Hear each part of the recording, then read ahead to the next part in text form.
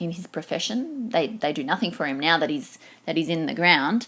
And then he goes on to say, to have his fine pate full of fine dirt. So that's just his skull filled up with dirt. So no matter what he had in his life, no matter how accomplished he was or what position he held in society, in the end he's still in the ground getting eaten by worms. So once again, this highlights the commonness of death, and it also expresses the vanity of life. So the fact that, these people held positions in society, and, they would have been proud and professionals and so on, yet death is a great leveler, and we all return to end up being dust. So this is the point that Hamlet's making. So then we move on to the Yorick passage. So this is when he actually picks up a skull.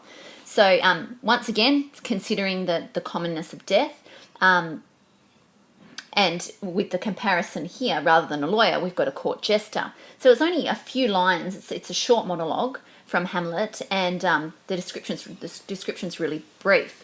But Shakespeare still manages to paint a very clear picture of the relationship that he had with Yorick, and that he shared with him as a young Hamlet. So Yorick was a court jester that Hamlet used to play with when he was little, and it's very different to the scene if you cast your minds back to the scene in the royal court with Claudius, where he tells Hamlet to get over his father's death and move on. He says, "Your father lost a father." He's basically telling him, you need to get over it. Well, in this particular scene, Hamlet actually has the time to be able to remember the dead and to reflect on his past, which was a much happier time for him. So all this happiness that he experienced with Yorick, which you'll see when I read out the passage, his childhood memories, when things went well with the world, and Hamlet realizes that Ophelia is now the irony here. Sorry, I lost my train of thought.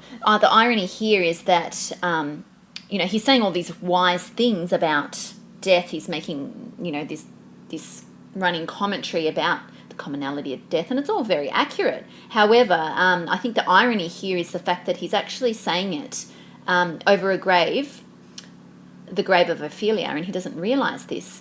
And so this is the irony. So he's also ironic because he played a huge part in contributing to her suicide. So this is the irony. He's saying all of these amazing things about death, but he doesn't even know whose grave it is that he's speaking over there. So I'll just read out the passage in its entirety here, and then I'll go through techniques and what he's saying. So Hamlet says to the clown, he wants to see the skull. He says, "Let me see," and he takes the skull. "Alas, poor Yorick, I knew him, Horatio, a fellow of infinite jest, of most excellent fancy. He hath borne me on his back 1,000 times, and now how abhorred! In my imagination it is, my gorge rises at it. Here hung those lips that I have kissed, I know not how oft. Where be your jibes now, your gambols, your songs, your flashes of merriment, that were wont to set the table on a roar? Not one now to mock your own grinning. Quite chopfallen?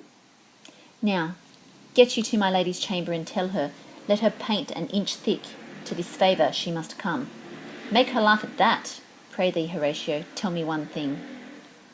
And then he goes on to talk about Alexander the Great and asks, did Alexander look this way in the earth when he died?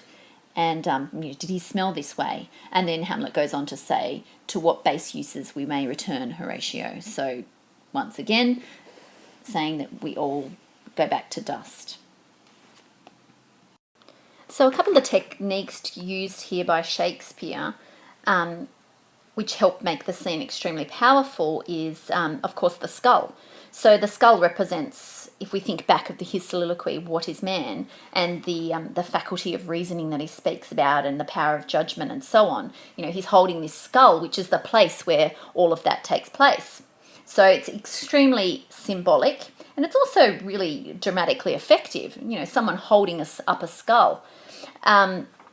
Also, you have to note that it's written in prose. So Shakespeare's done that deliberately as well. Prose is an appropriate technique. It's an appropriate way of speaking about such a base subject. if you think about the content of the speech, it wouldn't work as well if it were in verse. So it's a much more effective way of talking about a subject like mortality. And if we go into the actual monologue, and he's reflecting on the relationship that he had with Yorick, the court jester. So he was a fellow of infinite jest, of most excellent fancy. So he was a fun guy. He had a wonderful imagination. He was full of jokes and pranks and that kind of thing. And now he's kind of looking at this skull now, and he's bored by it. So he's disgusted. He's shocked, and he's shocked about death and how it all ends like this. And he has these wonderful memories, but now he's just looking at what we end up as in the dirt and so on.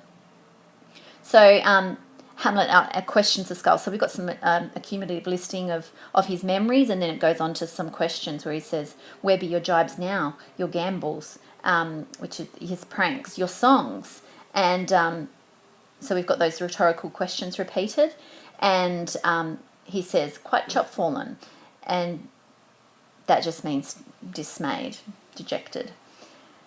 So once again, leading back to the notion of this ashes to ashes, dust to dust that we've seen throughout the play. We all end up the same, death being the great leveller.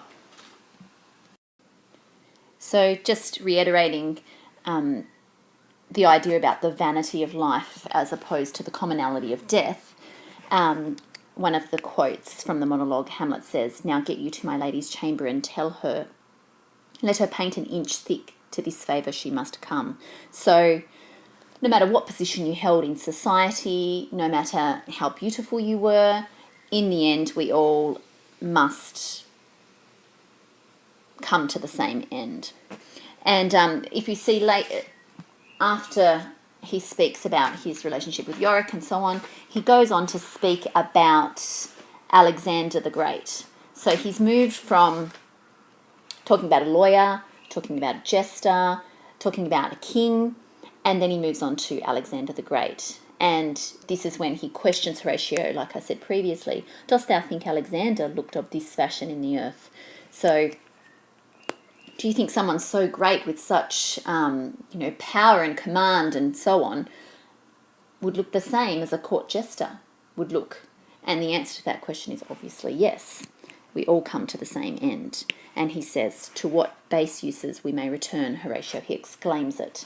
So he's, shocked by the way that this has really painted a clear picture for him of death, as opposed to what he's been talking about previously. It's only philosophical musings, whereas this is actually real in front of him.